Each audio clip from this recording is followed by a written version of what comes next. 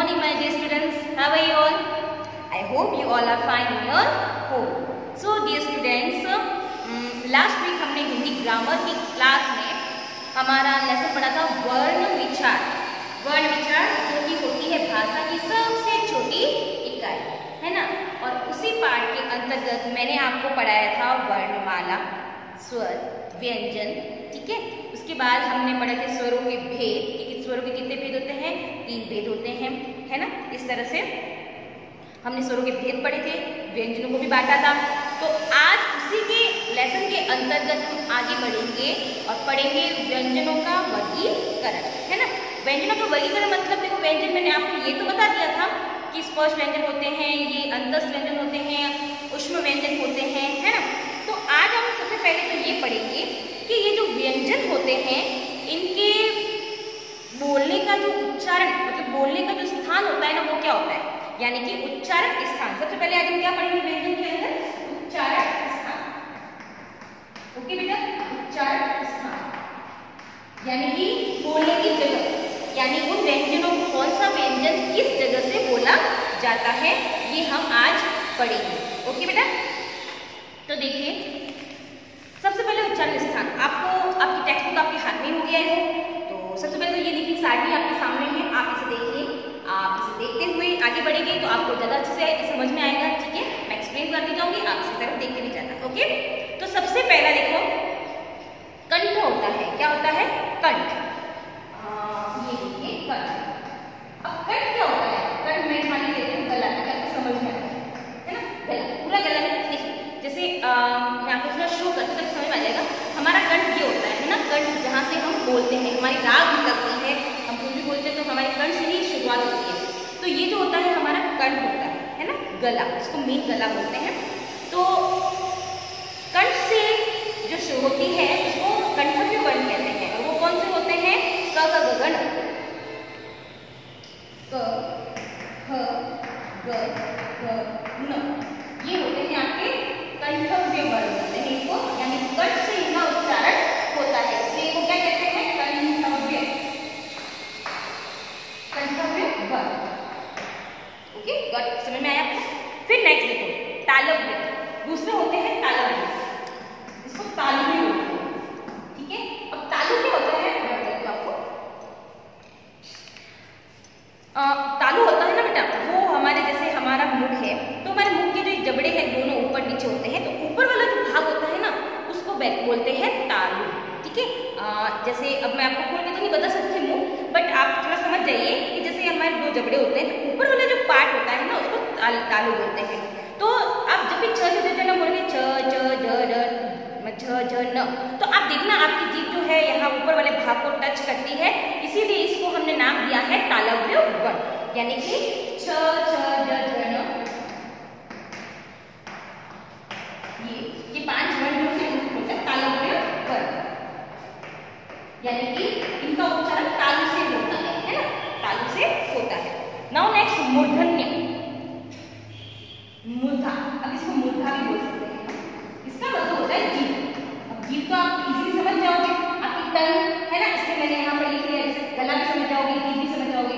ये जब देखा ऊपर वाला हिस्सा होता है, आप समझ जाओ मैं बोल रही हूँ, तो मूर्धा का मतलब होता है जीभ। ओके, तो यहाँ पे इसको मूर्धा वर्ण इसलिए बोला जाता है क्योंकि यहाँ पे ट ठ ड ढ न, यू कैन ट्राई। ओके, आप जब भी ट ठ ड ढ न बोलते हो तो आपकी जीभ जो है ना वो बहुत ज़्यादा मूवमेंट करती है, यानी सबसे ज़्यादा ट ठ ड ढ न को बोलने के लिए हमको हमारी जीभ की हेल्प लेनी पड़ती है। ओके, हमारी टंग की हेल्प लेनी पड़ती है, बिना टंग के ये उच्चारण संभव ही नहीं है, इसीलिए हम इनको क्या कहते हैं, ठ ठ ड ढ और न, ये है हमारे मूर्धव्य वर्ण, है ना। मूर्धव्य वर्ण नहीं दिए हुए ना, मूर्धन्य, इसका उच्चारण मूर्धा। ओके, फिर उसके बाद में आता है आपके दंत, यानी दांत। दंत का मतलब क्या होता है, दांत, आपके टीथ। ओके, अब टीथ की भी हेल्प होती है, इसे ऐसे उच्चारण वर्णों के उच्चारण में टीथ की भी हेल्प लेनी पड़ती है। किसको, त त द न बोलोगे, त थ द ध और इन, ये दंतव्य, दंतव्य वर्ण है, ये वो आ रहा है। ओके, दंतव्य वर्ण, दंत, दंत आप अच्छे से जानते हो हमारे टीथ, दांतों को बोला जाता है। तो देखिए बेटा, त, थ, द, ध, न, आप इन पांचों वर्णों को एक बार ट्राई कीजिए। आपको सबसे ज्यादा लगेगा कि हाँ रियल में मैम हमारे दांतों की ही हेल्प लेनी पड़ती है, यानी जीभ आकर बार बार हमारे दांतों को टच करती है। अगर इन उच्चारणों को अगर हमारे तीत न हो ना तो बोलना बहुत ही मुश्किल हो जाता है, या फिर इनका उच्चारण जो है ना वो सही हो भी नहीं पाएगा, आगे वाला समझ नहीं पाएगा कि हम क्या बोल रहे हैं। इसीलिए इनको क्या नाम दिया गया है, को दंतव्य वर्ण, क्योंकि इनके लिए हमें दांतों की हेल्प लेनी पड़ती है। ओके, नाउ नेक्स्ट ओष्ठ्य वर्ण। ओष्ठ्य, अब ओष्ठ का मतलब क्या होता है? ओष्ठ, ओष्ठ का मतलब होता है होठ, हमारे लिप्स। ओके, लिप्स दो है हमारे, इनको होठ बोलते हैं हिंदी में, संस्कृत में बोलते हैं ओष्ठ, सही उच्चारण है ओष्ठ। ओके, तो ओष्ठ जो है अब इनके लिए कौन से वर्ण है? प, फ, ब, भ, म। अब बहुत इंटरेस्ट आएगा आपको, आप इन पांचों वर्णों को एक बार बोल के देखिए, प, फ, ब, भ एंड म। पांचों वर्णों का उच्चारण बिना हमारे लिप्स की हेल्प के हो ही नहीं सकता है। देखिए, यू कैन ट्राई, आपको भी अच्छा लगेगा कि हाँ मैम सच में ऐसा होता है। तो प, फ, ब, भ, म, ये पांचों वर्ण जो है इनको बोलते हैं हम मतलब ओष्ठ्य वर्ण बोलते हैं। क्या बोलते हैं? ओष्ठ्य वर्ण। क्यों बोलते हैं? क्योंकि इसको बोलने के लिए सबसे ज्यादा हमें किसकी हेल्प लेनी पड़ती है? हमारे होठों की हेल्प लेनी पड़ती है, हमारे लिप्स की हेल्प लेनी पड़ती है। Without lips you can't say this all words, can't pronunciation this words, in 5 words का प्रोनाउंसिएशन कर ही नहीं सकते हैं बिना हमारे लिप्स की हेल्प के। ओके, नाउ नेक्स्ट नासिक्य। नासिक्य का मतलब होता है नाक। नासिक्य का मतलब क्या होता है? नाक। ध्यान दीजिए ताकि आपको हिंदी समझ में आएगा। ओके, नासिक्य का मतलब होता है हमारा नाक। देखिए, अब आपको पता है जैसे कि पीछे वाले वर्ड होता है ना, ये,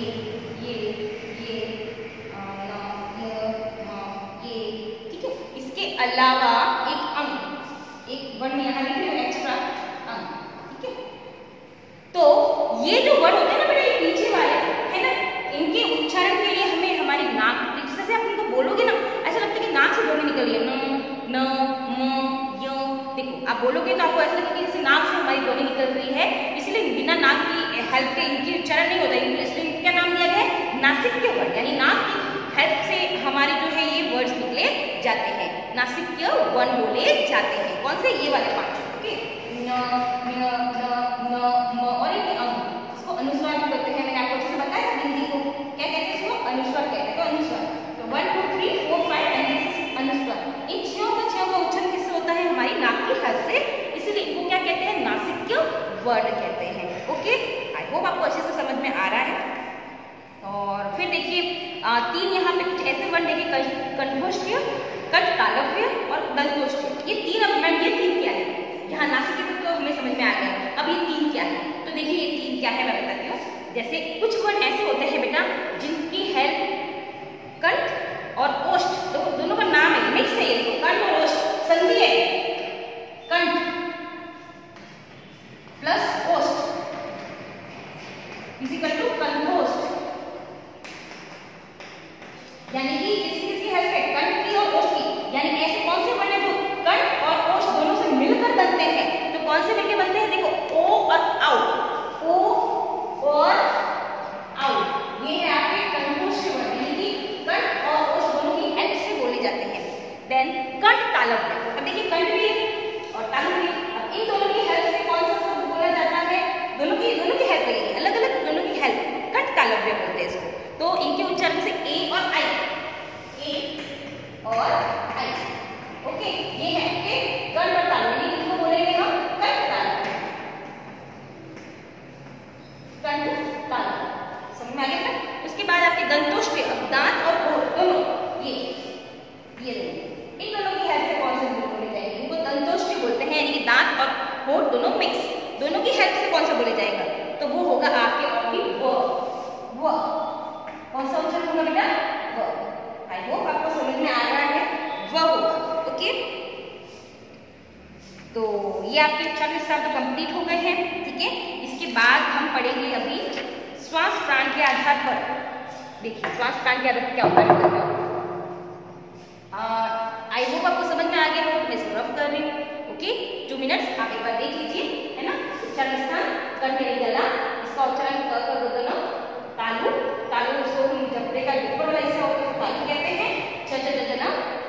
उच्चारण होते हैं। मूर्धा यानी जीभ होती है, जीभ के उच्चारण, जीभ की हेल्प से ड ड ड बोले जाते हैं। देन दंत यानी दांत, the the the the the इनकी हेल्प से बोले जाते हैं। और ओष्ठ यानी होते हैं हमारे होठ, इसकी सहायता से प फ ब का उच्चारण किया जाता है। उसके बाद नासिका का मतलब होता है नाक, तो नाक से हमारे ये पीछे वाले जितने होते हैं ना न और अंग यानी नुस्खा, इनका उच्चारण नाक की सहायता से होता है। ओके, फिर दो एक कंठोष्ठ वर्ण होते हैं, कंठोष्ठ यानी कंठ और दोनों की हेल्प से, तो दोनों की हेल्प से कौन से बोलेंगे, ओ और आओ। ओके, फिर उसके बाद आता है कंठ तालु, यानी कंठ और तालु दोनों की हेल्प से कौन सा वर्ड बोले जाते हैं, ए और आई।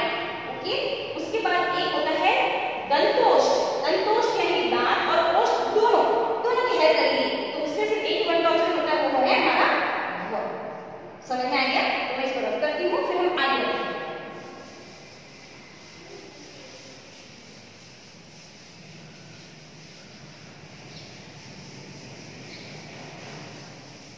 नाउ नेक्स्ट देखिए,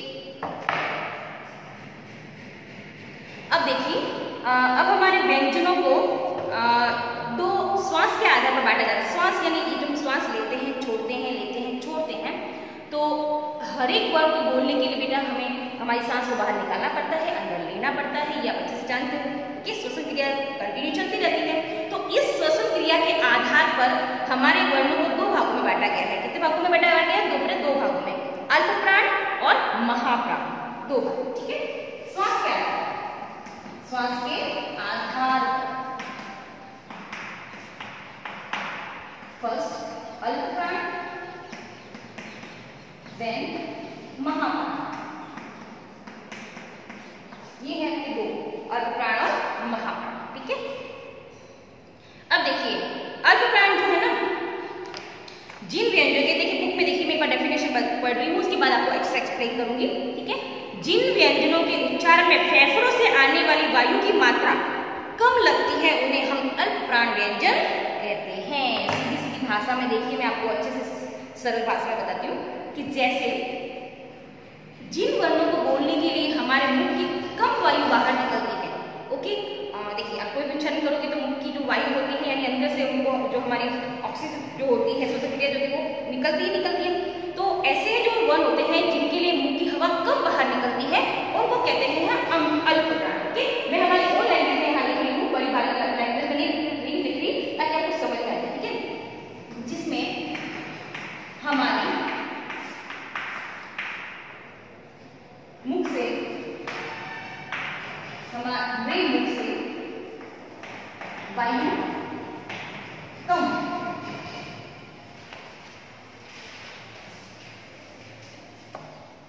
बाहर निकलती है।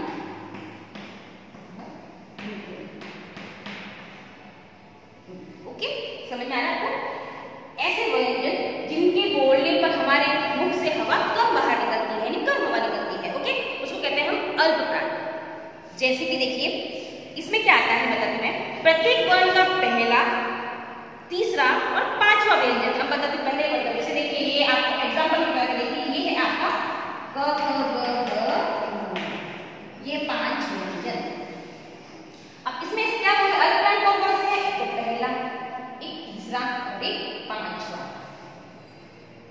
पहला, तीसरा और पांचवा, प्रत्येक वर्ग का पहला, तीसरा और पांचवा जो होता है वो होता है अल्प प्राण। बस आप इतना याद रखिए ना। जैसे कि अब ये एग्जाम्पल के तौर पे ठीक है, तो इसमें ये पहला, तीसरा, पांचवा, ये तीनों क्या होते हैं आपके अल्प प्राण। अब बचे हुए महाप्राण, बस ये समझ लो, यहीं पर बचे हुए क्या हो गए? महाप्राण। तो ये महाप्राण और ये महाप्राण, यानी दूसरा और चौथा क्या हो गया? महाप्राण। ठीक है, जिनको बोलने में हमारे मुख की वायु ज्यादा बाहर निकलती है ना, जिसको बोलते समय मुख की वायु ज्यादातर बाहर निकलती है, ज्यादा अल्प प्राण की तुलना में ज्यादा बाहर निकलती है, तो उसको हम क्या कहते हैं? महाप्राण। तो आपको इतना याद रखना बच्चों कि प्रत्येक वर्ग समूह का पहला, तीसरा और पांचवा तो होता है अल्प प्राण। नाउ अब जो छूट गए हैं वो महाप्राण हो गए, तो इसका मतलब है जो दूसरा और चौथा है वो होता है आपका महाप्राण। ठीक है, तो आई थिंक आपको समझ में आ गया है। और उसके अलावा महाप्राण में देखिए, ये एक तो हमने समझ लिया कि दूसरा और चौथा वर्ण आता है वर्ण अलावा प्लस एक शब्द कभी आता है, जो पुष्प व्यंजन होते हैं ना वो भी आता है। ये पुष्प व्यंजन है ना, आपको पता है मैंने ये बताया आपको चारों क्या है, ये पुष्प व्यंजन है ना। आपके पहले वाली क्लास में बताया तो वीडियो में अच्छे से ये पुष्प व्यंजन है। तो ये पुष्प व्यंजन भी क्या कहलाते हैं, महाप्राणी कहलाते हैं। ठीक है बेटा। और एक यहाँ पे भी मैं आपको बता देती हूँ अल्पप्राण। अब ये देखो पहला, तीसरा और पांचवा जो है ना वो अल्पप्राण में आते हैं। यहाँ लिख देती हूँ पहला, तीसरा और पांचवा, और प्लस य, र, ल, भ, ये चारों प्राण है ना, ये भी क्या है अल्पप्राण। तो अल्पप्राण कौन कौन से हो गए, पहला, तीसरा और पांचवा, और प्लस य, र, ल। महाप्राण कौन से हो गए, दूसरा और चौथा और सशस्त्र। ठीक है, ये हो गए हैं आपके अंतस्थ व्यंजन, ये हो गए हैं आपके ऊष्म व्यंजन। इसलिए आई थिंक आपको कंफ्यूजन नहीं होना चाहिए। मैंने अंतस्थ और ऊष्म व्यंजन को बहुत अच्छे से एक्सप्लेन किया है आपकी लास्ट क्लास में। ठीक है, नाउ नेक्स्ट घोष और अघोष। अब हम ये क्या है, घोष और सघोष। ठीक है, तो ये भी पढ़ेंगे हम, घोष और सघोष।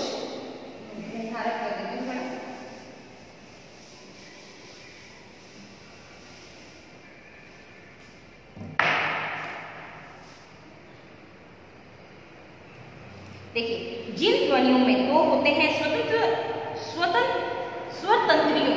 अब देखो क्या होती है ना, स्वर तंत्रियों के कंपन पे। स्वर तंत्रियां क्या होती है बेटा, ये जो हमारी बोलने में जो हमारे तंत्र जो हेल्प करते हैं हमारी बॉडी के, उन्हें हम स्वर तंत्रियां कहते हैं। तो स्वर तंत्रियां जो होती है ना, उसके आधार पे हमारे व्यंजनों को कितने भागों में बांटा है, दो भागों में, अघोष और सघोष। कौन से, अघोष और सघोष। तो अघोष क्या है, जिन ध्वनियों के उच्चारण में स्वर तंत्रियों में कंपन नहीं होता है उन्हें हम कहते हैं अघोष। यानी हमारे तंत्रों में क्या है, कंपन नहीं होता है, यानी ज्यादा मूवमेंट नहीं करती है ना, हमारे जो पार्ट होते हैं ना वो ज्यादा मूवमेंट नहीं करते हैं, तो उसको कहते हैं अघोष। और जिसके उच्चारण में हमारे जो मुख के जो पार्ट्स होते हैं, यानी स्वर तंत्रियां होती है, हमारी श्वसन तंत्रिकाएं जो होती है वो ज्यादा मूवमेंट करती है, उनको कहते हैं हम सघोष। समझ में आ गया आपको? ज्यादा बुक की लैंग्वेज में जाओगे तो आप थोड़ा कंफ्यूज हो जाओगे। तो मैं कह रही हूँ आप उसको अच्छे से ग्रहण कीजिए।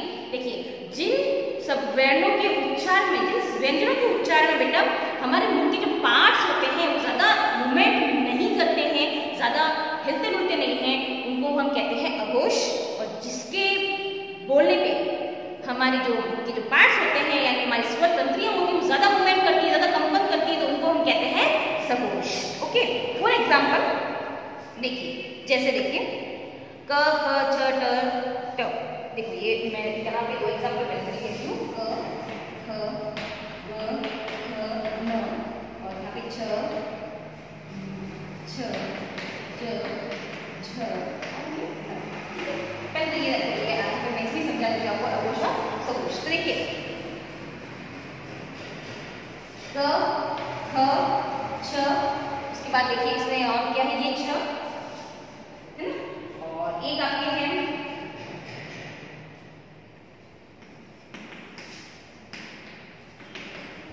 एक ये वाली जगह पर इसमें ट, ये क, ख, छ, छ और ट। ये तो है आपके अघोष। क्या है ये आपके अघोष, यानी इनको उच्चारण में करने पर हमारी जो है स्वर तंत्रियां ज्यादा कंपन नहीं करती है, तो ये है हमारे अघोष। इसके अलावा देखिए अब ग, घ, न, छ, झ, न, ठ, ड, ढ, न, ये सारे क्या है, ये है आपके सघोष। ठीक है, यानी इनको बोलते समय जो है हमारे मुख की जो स्वर तंत्रियां है बहुत ज्यादा मूवमेंट करती है, बहुत ज्यादा वायु बाहर छूटती है या बहुत ज्यादा कंपन करती है, इसलिए इनको क्या कहा जाता है, सघोष कहा जाता है। ओके बेटा, आई होप आपको ये समझ में आ गया है अच्छे से, है ना, ज्यादा भी नहीं जाने कहा, बस इतना है उतना समझो कि ये वाली है, मतलब क, ख, वन का पहला, दूसरा, तीसरा, चौथा, और ये यहाँ पे ट, ये 5 हो गया हमारा अघोष, और बाकी जो बच्चे हैं वो है हमारे सघोष। ठीक है, सो नेक्स्ट अब है आपका वर्ण विच्छेद। क्या है आपका वर्ण विच्छेद। वर्ण विच्छेद तो कोई आपकी बड़ी बात है नहीं, आप बड़ी क्लास में हो, कोई बड़ी बात नहीं। तो वर्ण विच्छेद क्या आप स्टार्टिंग से करते आ रहे हो, वर्णों को तोड़ना, वर्णों को नहीं, शब्दों को तोड़ना, शब्दों को तोड़ना, वर्णों में बांटना, इनको क्या कहते हैं हम, वर्ण विच्छेद। तो देखिए शब्द को वर्तनी के सभी वर्णों के क्रम में अलग अलग लिखाना वर्ण विच्छेद कहलाता है। यानी शब्दों के टुकड़े करना। मैं तो सिंपल सी लाइन में लिख देती हूँ। वर्ण विच्छेद क्या होता है? शब्दों को अलग करना या तोड़ना, अलग करना, शब्दों को अलग करना, है ना, यानी वर्णों में बांटना। तो ये होता है आपका वर्ण विच्छेद। अब वर्ण विच्छेद तो बहुत इजी है, मैं एक चीज को नहीं बताने जाऊंगी।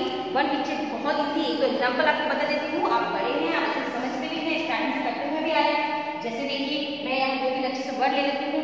जैसे हम देखिए यहाँ पर ये, चलिए एक ये बता दीजिए, व्याकरण, इसका वर्ण विच्छेद करना है, ठीक है। तो इसके थ्रू मैं बता देती हूँ वर्ण विच्छेद कैसे किए जाते हैं। देखिए, पहले तो मैं आपको बता दूँ, अगर किसी बच्चे को ज्यादा नॉलेज नहीं है वर्ण विच्छेद, तो पहले सबसे पहली बार जब हम इसको सीखते हैं तो हमें ये ध्यान रखना पड़ता है कि देखिए, जैसे कि ये एक वर्ड है क, ये एक आधा वर्ड है या पूरा वर्ड है, पहले तो हमें ये सीखना है। तो ये एक पूरा वर्ड है। अब इसी वर्ड को अगर आधा करना हो तो कैसे लिखेंगे? हम लिखेंगे ऐसे। अब इसमें और इसमें डिफरेंस क्या है? क्या भेद है इन दोनों के बीच में? चलो बताओ फटाफट। अगर आपको नहीं आता तो यहाँ बोर्ड में ध्यान से देखिए। इसके अंदर जो है वो अ शामिल है, इसके अंदर अ शामिल नहीं है, है ना। तो प्रत्येक वर्ण के अंदर अ की ध्वनि शामिल होती है। प्रत्येक वर्ण के अंदर अ की ध्वनि शामिल होती है और प्रत्येक वर्ण के अंदर अ की ध्वनि शामिल होने की वजह से ही वो पूरा होता है। अगर हम उस वर्ण में से अ को अलग कर देते हैं तो वो क्या हो जाता है? आधा हो जाता है। तो उस आधे वर्ण को या तो हम ऐसे लिखते हैं अगर वो अलग है, अगर अलग नहीं किसी के साथ जुड़ा हुआ है तो हम उसको ऐसे लिखते हैं, जैसे ये व लिखा हुआ। समझ में आया आपको? समझ में आया? देखिए, पूरा वर्ण है ये है आधा वर्ण। पूरा वर्ण तो ऐसे लिखा जाता है, आपको पता है। आधे वर्ण को प्रदर्शित करने के लिए उसके नीचे क्या लगाना पड़ता है? ऐसे बदल लगाना पड़ता है। इसमें अ शामिल है, इसमें अ शामिल नहीं है। और ऐसे लिखना है अगर पूरा हमें तो हम इसके हलक लगाएंगे। और अगर आधा वर्ण किसी शब्द के साथ जुड़कर आता है तो हम उसको ऐसे लगाएंगे। क को भी लगाएंगे तो ऐसे लगाएंगे, म को भी लगाएंगे तो ऐसे लगाएंगे, न को लगाएंगे तो ऐसे लगाएंगे। आप जानते हो अच्छे से, है ना। Now learn that 6th standard 8th standard में हो, आज तक आप जानते ही होंगे, ठीक है। तो अब हम करते हैं वर्ण विच्छेद। तो देखिए, सबसे पहले वर्ड, ये वर्ड, अब ये वर्ड तो ऐसे दिया हुआ है। अब इसको हम वर्ण विच्छेद में ऐसे तो लिखेंगे नहीं, हम इसको पूरा लिखेंगे। तो अब ये हमको आधा लिखना है, क्योंकि आधे ही तो आधे लिखाएंगे, तो कैसे लिखेंगे? ऐसे लिखेंगे, ठीक है। उसके बाद आ गया य, तो ये लिख दिया हमने य। य के बाद य में कौन सी ध्वनि मिक्स है? अ नहीं, आ है। मात्रा लिखी इसकी आ। तो इसमें कौन सा मिक्स है? आ मिक्स है ना। आ को अलग कर दिया। देन क, ये आधा है, इसमें से हमको क्या करना है? अ को अलग करना है ना। तो इसको हम ऐसे लिख देंगे, ठीक है। मैंने आपको बताया है कि क को अलग करने पर कैसे लिखा जाता है। उसके बाद ये है ग, ग को भी मैं ऐसे लिखेंगे, इसमें भी अ को हम हटा देंगे। फिर है हटा दिया, तो ये में भी अ, तो ये को भी हटा देंगे, ठीक है। ये व्याकरण में यहाँ पर आपके एग्जाम्पल दिया हुआ भी है, यहाँ पर ऊपर देखिए। यहाँ पर बस मैंने सिर्फ आपको समझाने के लिए यहाँ पर लिखा है कि बच्चों किस तरह से है वर्ण को हमको अलग करना पड़ता है। इसके बाद देखिए बेटा, यहाँ पर जो आपके कंटेंट दे रखे हैं, शुद्ध अशुद्ध दे रखे हैं, तो ये इतनी सारी जो है ये आपको हर एक चीज़ को अच्छे से एक्सप्लेन तो एक एक को करवाने में सकती नहीं हूँ, बहुत बड़ा वीडियो बन जाएगा। तो आप इस चीज़ को एक बार पढ़िएगा जरूर। शुद्ध अशुद्ध है, आपको समझ में भी आ जाएगी कि कैसे शुद्ध होता है, कैसे अशुद्ध वर्ण होता है, ये आपको पढ़ना ही पड़ेगा। ओके, तो डियर स्टूडेंट्स, इसी के साथ मैं इस क्लास को स्टॉप कर रही हूँ, यानी कंप्लीट हो चुकी है, ठीक है। इससे रिलेटेड मैं आपको एक्सरसाइज थोड़ी देर बाद सेंड कर दूंगी। आई होप मैंने अच्छे से एक्सप्लेन करने की कोशिश की, तो आपको समझ में भी आ गया होगा ये lesson. So childrens, take care, bye bye.